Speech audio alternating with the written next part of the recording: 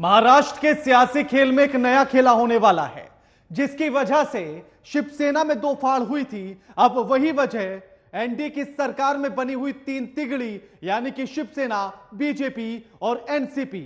अब इस तिगड़ी में लगा हुआ फेविकोल भी टूटने जा रहा है और इसीलिए हम कह रहे हैं कि क्या शिंदे की छुट्टी होगी और कुर्सी मिलेगी देवेंद्र फडणवीस को। नमस्कार, मैं आपके साथ KK Rana, news watch India देख रहे हैं आप।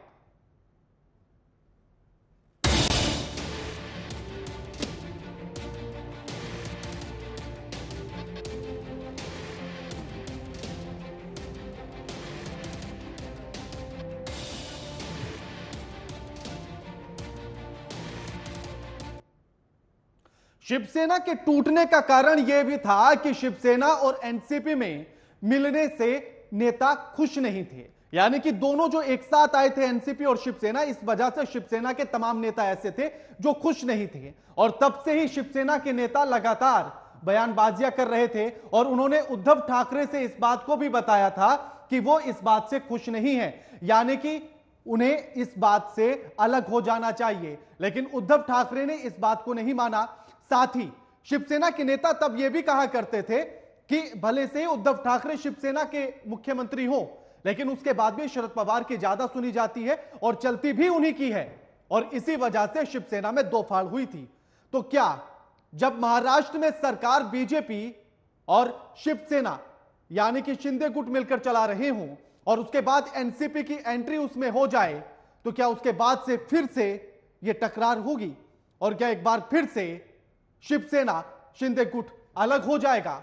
और अगर अलग हो जाता है तो क्या दरकिनार कर दिया जाएगा शिंदे को मुख्यमंत्री पद से और उसके बाद देवेंद्र फडणवीस को सीएम पद की कुर्सी मिल जाएगी? और क्या यही रणनीति है बीजेपी की अजीत को पार्टी में लाने की, सरकार में लाने की, एनडीए में लाने की? और इसी पर आज हम चर्चा करेंगे। तमाम सवाल इसी पर उठ रहे हैं कि क्या छुट्टी हो जाएगी, यानी कि एकनाथ शिंदे की छुट्टी और देवेंद्र फडणवीस की होगी सीएम कुर्सी।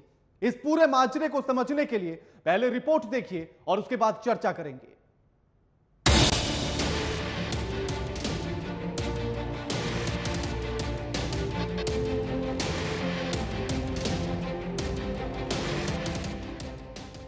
धर्मेंद्र और रणधीर कपूर की फिल्म चाचा भतीजा तो याद ही होगी।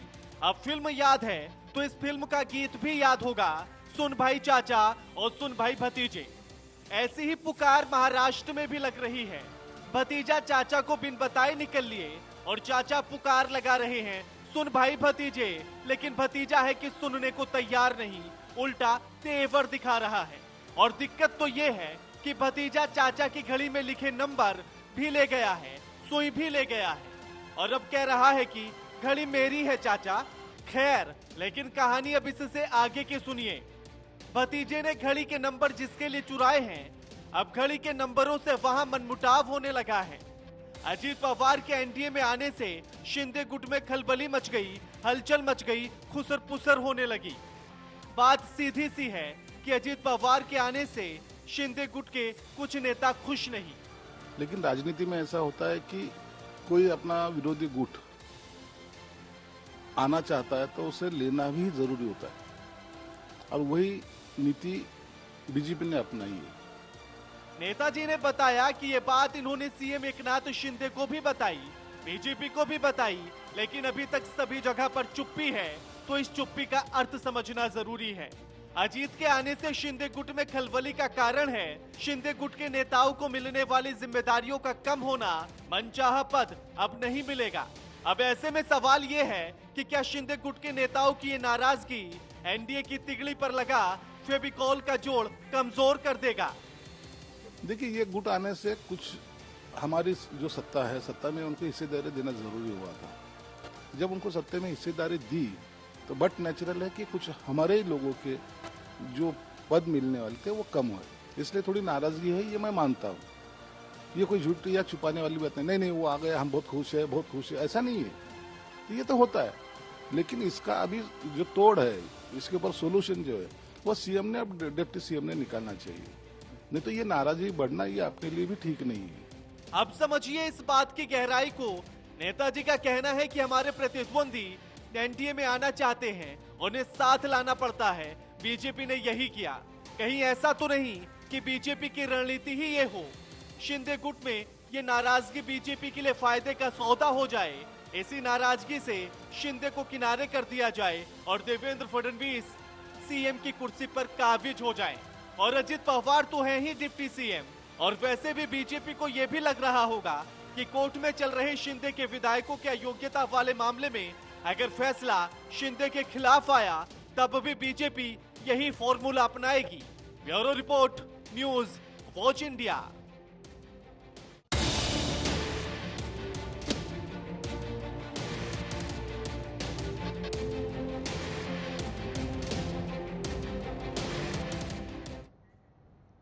अब शिंदे गुट के नेता संजय की तरफ से जो बयान सामने आया और उन्होंने कहा कि एनसीपी के अजित पवार का एनडीए में आ जाने से सभी नेता खुश नहीं हैं, यानी कि शिंदे गुट के नेता सभी खुश नहीं हैं। उन्होंने कहा कि इसका सबसे बड़ा कारण यह भी है कि अब मनचाहा पद नहीं मिलेगा, यानी कि पदों में बंटवारा हो जाएगा। तो इसको किस तरह से समझा जाए? क्या यूं समझा जाए कि बीजेपी का इस तरह से अजित पवार को लाना यह सोची समझी रणनीति है और ऐसे में शिंदे को किनारे कर दिया जाएगा और देवेंद्र फडणवीस को सीएम की कुर्सी दे दी जाएगी? यह सवाल इसलिए भी है क्योंकि शिवसेना में दो फाड़ का भी एक बड़ा कारण यह भी बताया गया था कि एनसीपी के साथ गठबंधन को लेकर शिवसेना के तमाम नेता खुश नहीं थे और जिसके चलते शिंदे ने दूसरा गुट बना लिया और अपने साथ 40 विधायकों को लेकर अलग हो गए, बीजेपी के साथ हाथ मिलाया, सरकार बना ली, मुख्यमंत्री बन गए। और अब क्या उन्हीं का यह पासा उन्हीं पर भारी पड़ेगा? हमारे साथ जो मेहमान इस चर्चा में जुड़ गए उनका परिचय आपसे करा देते हैं। हमारे साथ हाजी मुकलेश शेख, नेता एनसीपी, जुड़ गए हैं। अभिषेक मिश्रा है, प्रवक्ता है बीजेपी से, वो भी जुड़ गए हैं। और स्टूडियो में हमारे साथ राजनीतिक विश्लेषक अश्वनी मिश्रा भी हमारे साथ जुड़ गए हैं। आप तीनों का स्वागत है। सबसे पहला सवाल अभिषेक जी आपसे है कि जिस बात को लेकर अब शिवसेना के नेता शिंदे गुट के ये कह रहे हैं कि अजित पवार के आने से वो खुश नहीं है, तो क्या ये बीजेपी की सोची समझी रणनीति है?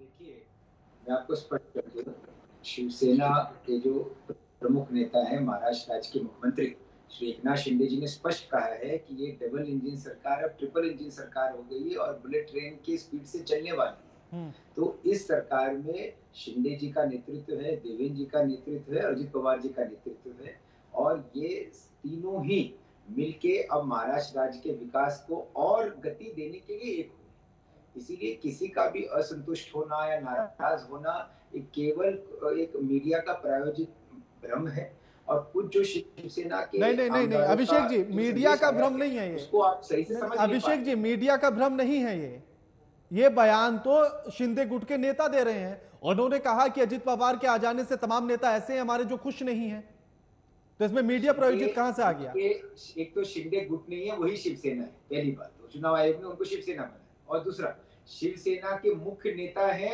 श्री एकनाथ शिंदे जी जो महाराष्ट्र के मुख्यमंत्री हैं। एकनाथ शिंदे जी ने कहा है कि सब कुछ सही है, हम अजित पवार जी का स्वागत करते हैं। अब देवेंद्र जी के साथ हम अजित पवार जी का भी जो एडमिनिस्ट्रेटिव अनुभव का लाभ मिलेगा, तो आप जो है समझिए कि ये इससे और महाराष्ट्र राज्य के डेवलपमेंट को बल मिला है। और एकनाथ शिंदे जी जो मुख्य नेता हैं शिवसेना के, उन्होंने कहा है कि डबल इंजन अब ट्रिपल इंजन हो गया, इससे बुलेट ट्रेन की तरह स्पीड से चलेगा। तो उस बयान को हमें जोर देना चाहिए। जो शिवसेना के अन्य नेता हैं, अन्य नेताओं का जो बयान है उसको मीडिया सही से समझ नहीं पाई है। शिवसेना एक अलग, क्योंकि एक अलग पार्टी है, भले गठबंधन में है, तो उनके नेता कुछ ना कुछ तो बयान देंगे अपने पार्टी के कार्यकर्ताओं के लिए। नहीं देखिए, मीडिया तो हर बयान को इसलिए गंभीरता से लेती है। अभिषेक जी, मीडिया तो हर बयान को, अभिषेक जी सुन लीजिए, काम कर रही है। अभिषेक जी, मीडिया तो हर बयान को इसलिए गंभीरता से लेती है क्योंकि कुछ दिन पहले तक शरद पवार भी यही कहते कि सब कुछ ठीक है,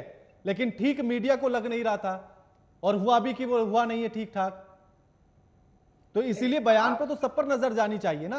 और उन्हीं के नेता ये कहते हैं अगर कि सब कुछ नहीं है, एकनाथ शिंदे से भी ये बात कही गई है कि एकनाथ शिंदे जी वो मंत्री में किसको कौन सा डिपार्टमेंट खाता बांटा जाएगा वो एकनाथ जी तय करेंगे, शिवसेना के लोग खुद कह रहे हैं। तो जब शिंदे जी कह रहे हैं कि ये सही हुआ है महाराष्ट्र के लिए, जब शिवसेना के अन्य नेता कह रहे हैं, दीपक केसरकर कह रहे हैं ये मुख्यमंत्री का निर्णय है कि किसको क्या डिपार्टमेंट दिया जाए।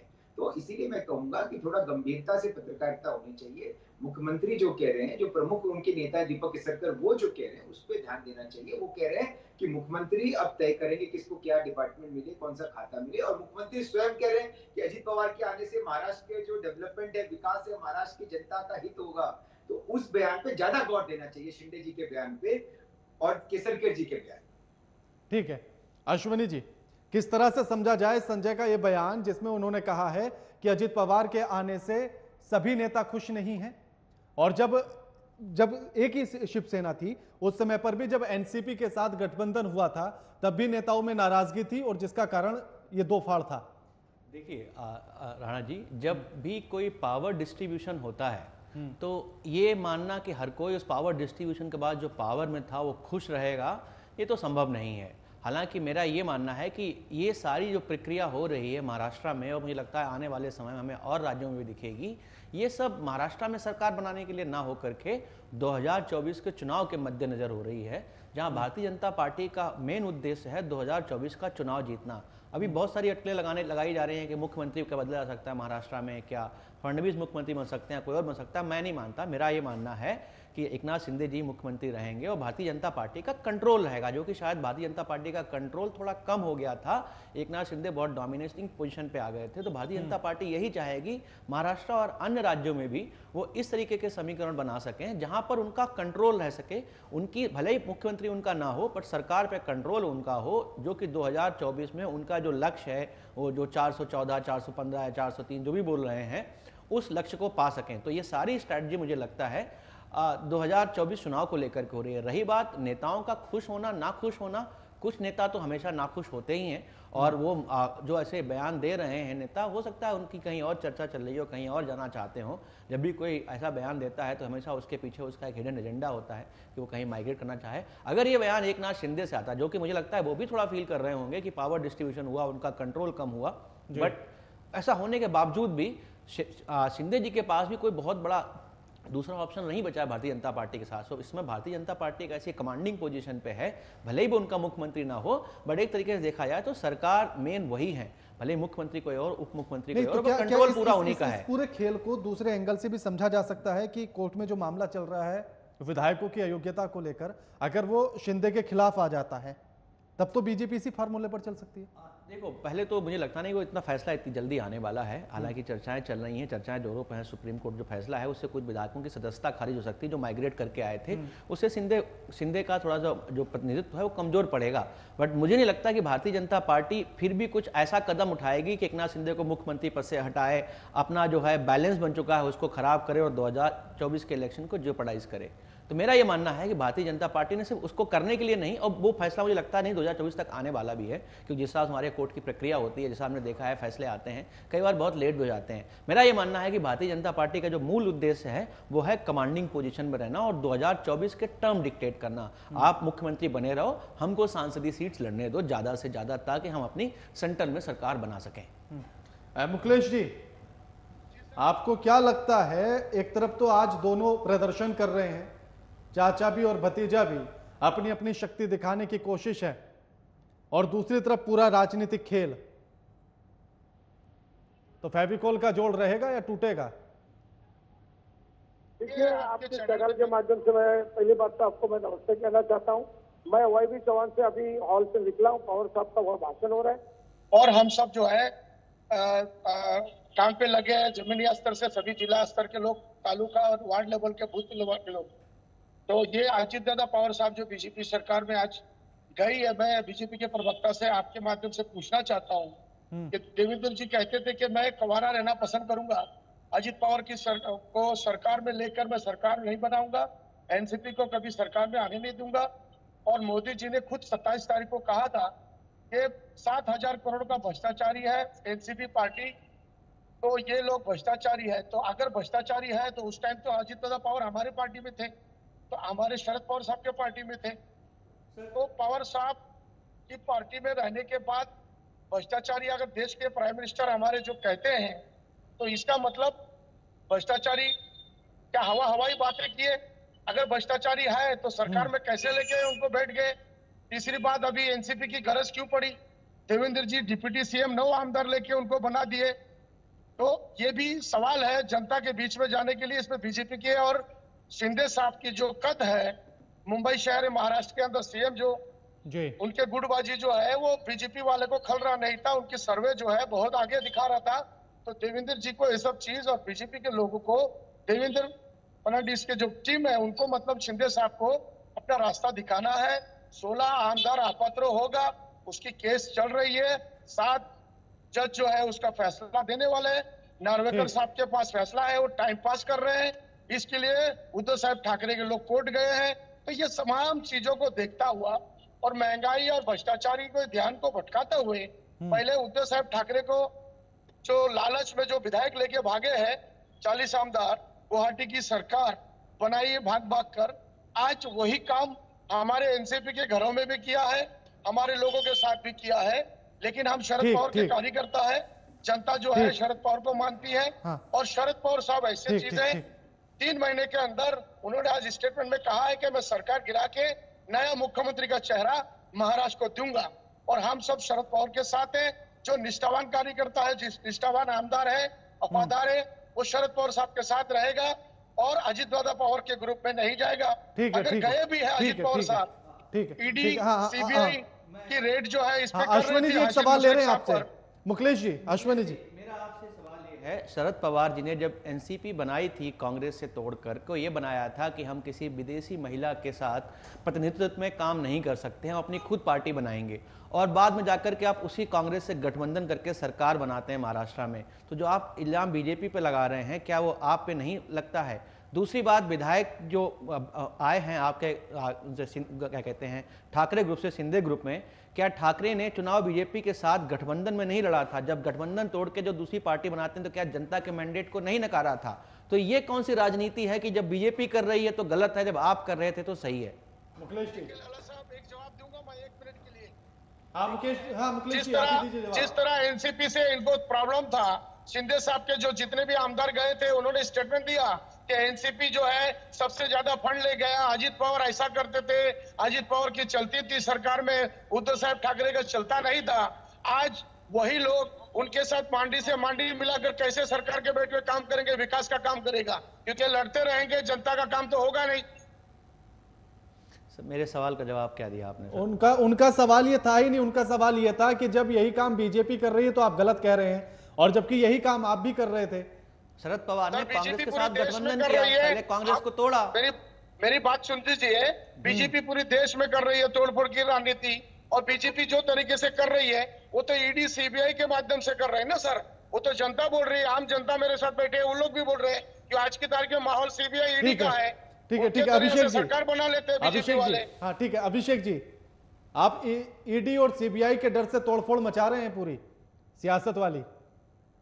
देखिए, अजित पवार जी जब भाजपा में के गठबंधन सरकार में साथ आए, शिंदे जी और फडणवीस सरकार में, तो अजित पवार जी ने स्पष्ट बोला कि मोदी जी ही देश को मजबूत कर रहे हैं, आगे भी करेंगे, और मोदी जी की सरकार 2024 में केंद्र में दोबारा बनेगी तो महाराष्ट्र और देश के विकास के लिए मोदी जी से प्रेरित होकर उन्होंने इस सरकार में शामिल हुए हैं, उन्होंने स्पष्ट कहा।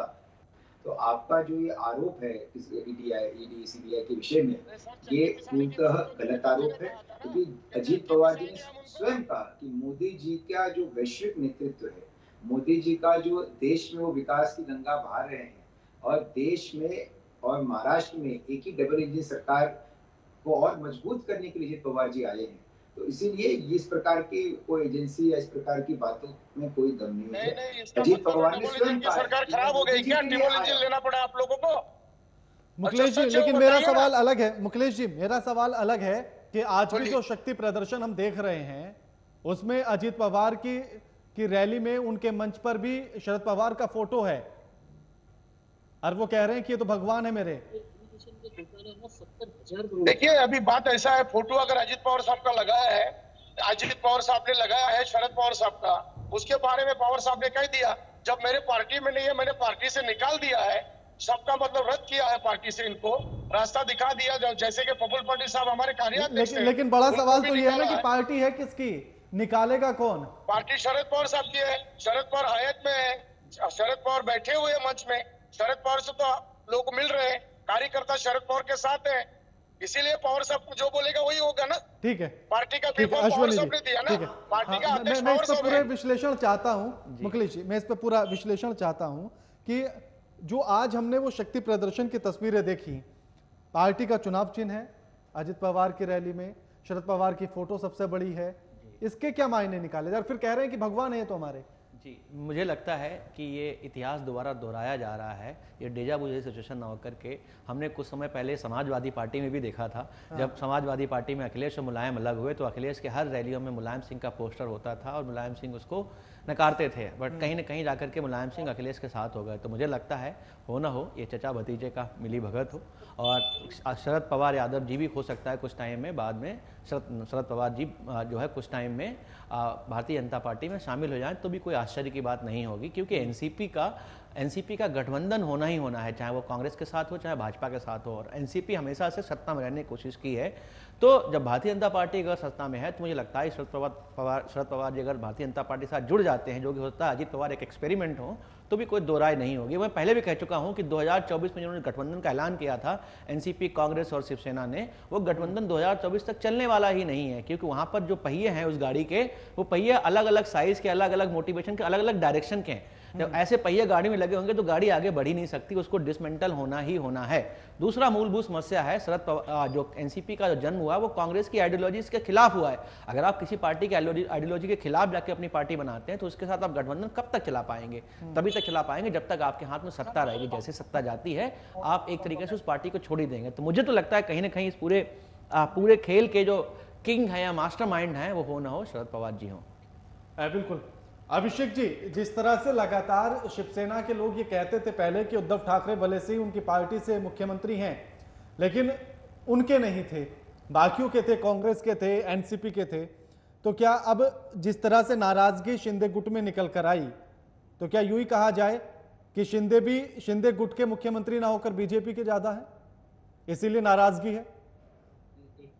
शिंदे जी महाराष्ट्र राज्य के मुख्यमंत्री हैं और महाराष्ट्र सरकार में तीनों दल, शिवसेना, भाजपा और एनसीपी, ये तीनों मिलके काम कर रहे हैं। तो शिंदे जी का नेतृत्व तीनों पार्टियों को मिला हुआ है और शिंदे जी के साथ देवेंद्र जी, अजित पवार जी भी इस महाराष्ट्र सरकार को नेतृत्व दे। आप समझिए महाराष्ट्र बड़ा राज्य है, 15 करोड़ इसकी जनसंख्या है, बहुत गंभीर विषय है, जनता को लिए बहुत हमें आगे काम करना है इसको विकसित राज्य बनाने के लिए। तो जो प्राथमिकता है शिंदे जी की, देवेंद्र जी की, अजित पवार जी की, कि कैसे महाराष्ट्र राज्य का विकास हो और कैसे यहाँ के जनता का भला हो। इस जो मीडिया या इस प्रकार के कुछ लोग जो चलाते हैं कि शिंदे जी अब नाराज है, बीजेपी के ये वो, उस आप जो बार बार आरोप मीडिया पर आकर लगा देते हैं अभिषेक जी, हम तो रेफरेंस दे रहे हैं कि ये बातें नेताओं ने बोली, मीडिया कहां से बीच में आ जाती है? अभिषेक जी, आप कह रहे हैं कि एनसीपी ने आकर के आपकी पार्टी को मजबूत किया, तो क्या अभी तक आपकी पार्टी कमजोर थी जो सत्ता में थी? ना, आप नहीं समझे। अजित पवार ने कहा कि देश और महाराष्ट्र के विकास के लिए हमने भाजपा को मोदी जी के नेतृत्व को देखते हुए समर्थन दिया है कि और तेजी मिले। हम तो मजबूत है ही, भाजपा को जन समर्थन और आशीर्वाद जनता का प्राप्त है, परंतु अगर एक मजबूत दल कहता है कि हम मोदी जी के विजन को सपोर्ट करते हुए और मजबूती देना चाहते हैं आपको, तो निश्चित हम स्वीकार करें। तो आप ये मानते हैं कि एनसीपी भी मजबूत थी? एनसीपी एक बड़ी पार्टी है महाराष्ट्र की, इसको हमने रिस्पेक्ट दिया। ठीक है मुकेश जी, ठीक है हाँ ठीक है मुकेश जी, मेरा सवाल ये है कि टीस तो आप में है क्योंकि भतीजा चला गया है, लेकिन इस बात से थोड़ी सी खुशी तो होगी ही कि अगर एकनाथ शिंदे के गुट में इस बात को लेकर नाराजगी है तो तोड़फोड़ कहीं ना कहीं होगी एनडीए में भी। देखिए, खुशी और नाराजगी की बात नहीं है, हमें भी मालूम था कि बैसाखी जो है, ये बैसाखी में सरकार जो है रुकी हुई है। देवेंद्र जी ने जिस तरह से सरकार उद्धव साहब ठाकरे के जितने विधायक और ओपन चैलेंज देके तोड़ा है और सरकार बनाया है, ये सरकार जो है पहले अगर हमारे एनसीपी के अजित दादा पवार 80 घंटे की सरकार में जब उनके साथ गए थे, जो 6 बजे सुबह उन्होंने शपथ लिया था, अगर उसी तरह सभी लोग जाते तो समझ में आ जाती थी। फर्स्ट पेज यानी पहले पेज पहले दाव, अब तो थर्ड पार्टी हो गया। अब देवेंद्र जी क्या करे, सीएम तो शिंदे साहब को बनवा दिए दिल्ली वाले के दबाव में आके, अब उसके बाद अजित दादा को भी डिप्टी सीएम बनाए, खुद भी डिप्टी सीएम बने। तो खुशी और गम की बात नहीं है, जनता के काम होना चाहिए और जनता की किस तरह काम होगा, इस तरह लड़ेंगे, किस तरह पार्टी के अंदर तोड़फोड़ की राजनीति करेंगे, मीडिया में ये सब चीज दिखाते रहेंगे, सारे चीजों में लोग व्यस्त रहेंगे, विधायक इधर से उधर भागेंगे, तो जनता का कब विकास होगा साहब? महाराष्ट्र के लोगों का कब किसानों का समस्या दूर होगा? तो आप इस बात पे खुश होंगे कि भले से हमारी पार्टी टूटी लेकिन अब जनता के काम हो रहे हैं? नहीं, जनता के कुछ काम नहीं हो रहे हैं। अगर काम होना है तो जनता के लिए वापस चुनाव में आए बीजेपी के लोग, शिंदे साहब के लोग, और हम लोग भी चुनाव में आने के लिए तैयार है कि हाथ में सामने मुकाबला करें, एक दूसरे के सामने आके हम सब जो है फिर से जनता चुन के भेजे तो वो साफ सुथरी सरकार बनाया जाएगा। महाराष्ट्र के जैसा खान, महाराष्ट्र की जैसी जो जिस तरह की बदहालती हो गया है, क्या आए दिन एक एक न्यूज मिलते रहता है कि ये भाग गया, वो भाग गया। ये महाराष्ट्र में सबसे ज्यादा जो है चल रहा है, और वो करवाने वाले हैं भाजपा के लोग, ईडी और सीबीआई के माध्यम से। ठीक है अश्विनी जी, मैं इस पे अब एक पूरा फाइनल विश्लेषण चाहता हूं कि आखिर जो पूरा घटनाक्रम हम अभी तक देख रहे हैं, तो अजीत की एंट्री को किस तरह से देखा जाए कि सिर्फ 2024 का एजेंडा है या इसके बीच में भी कुछ गड़बड़ एनडीए में हो सकती है? देखिए, एनडीए का तो मुझे नहीं लगता कुछ गड़बड़ होगी। एनडीए में जो बीजेपी का वीक पॉइंट होता है, बीजेपी हमेशा कमांड करना चाहती है, चाहे वो भले कम सीटों पर चुनाव लड़े या ज्यादा सीटों में चुनाव लड़े, बट वो कभी भी वैसी पार्टी नहीं बनना चाहती किसी भी राज्य में जहां पर कोई दूसरी पार्टी उसको डोमिनेट करे। चाहे वो तमिलनाडु में एआईएडीएमके के प्लस के साथ ही बात क्यों ना हो, वहां भी भले ही बहुत बड़ी पार्टी है, बट भारतीय जनता पार्टी की प्रेजेंस अच्छी रहती है। महाराष्ट्र में 106 सीटें होने के बाद भी कहीं ना कहीं भारतीय जनता पार्टी वो कंट्रोल नहीं कर पा रही थी, कंट्रोल खो रही थी। तो एनसीपी के आ जाने से मुझे लगता है कि उनके पास वो कंट्रोल वापस आ गया, उनके जो डिक्टेटिंग टर्म्स हैं जिस पे अपनी बात कर सकते हैं, वो उनके पास बार्गेनिंग पावर बहुत बढ़ गई। एक बड़ा इंटरेस्टिंग बात आप मिस कर रहे हैं यहां पर सर, मुझे लगता है कि जो उद्धव ठाकरे की शिवसेना है, सबसे ज्यादा प्रॉब्लम तो उनके साथ है।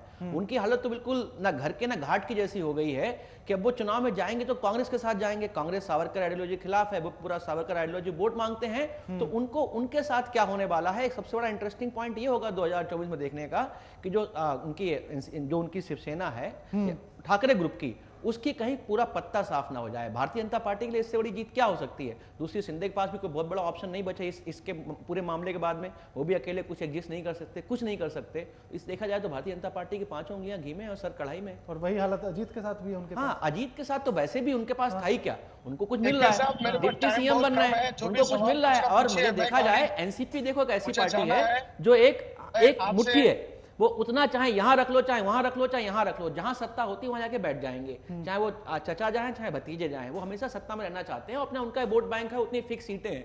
एनसीपी को पूरा फुल ठीक है समय, हाँ बिल्कुल समय बड़ा कम है, लास्ट कमेंट दीजिए मुकेश जी, आप कुछ कह रहे हैं?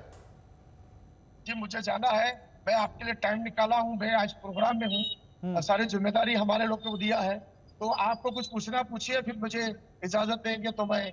हाँ बिल्कुल समय एकदम कम। आप सभी का शुक्रिया हमारे साथ चर्चा में शामिल होने के लिए। अश्विनी जी आपका भी, अभिषेक जी आपका भी, और मुकेश जी आपका भी शुक्रिया हमारे साथ इस चर्चा में शामिल होने के लिए।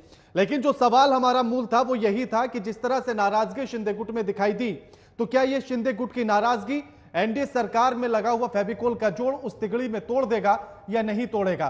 क्या ये नाराजगी बढ़ेगी या शिंदे इसे कंट्रोल कर लेंगे? बीजेपी के साथ मिलकर ये कंट्रोल हो जाएगी या फिर ये बड़ी तोड़फोड़ भी मचा सकता है? क्योंकि शिवसेना के नेताओं ने यह भी कहा था कि शिवसेना के टूटने का बड़ा कारण यही था कि एनसीपी के साथ हाथ मिलाना जो उन्हें रास नहीं आ रहा था। लेकिन क्या अब फिर से एनसीपी के साथ मिलना उन्हें रास आएगा या नहीं आएगा? फिलहाल इतना ही। लगातार खबरों के लिए न्यूज़ वॉच इंडिया देखते रहिए। नमस्कार।